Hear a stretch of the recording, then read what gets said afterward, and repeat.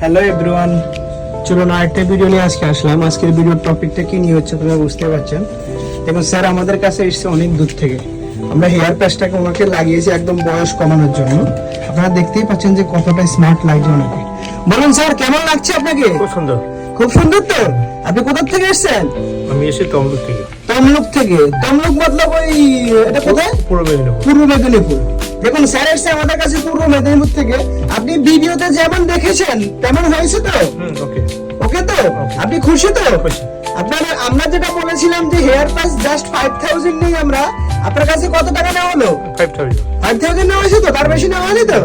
দেখুন যেটা অনেক জায়গার মধ্যে কিন্তু যাওয়ার পরে আলাদা আলাদা দাম বলে, আমরা এখানে কোনো কিছু বলিনি তো। না। যেটা বলেছি জাস্ট 5000 নেবো, তাই তো?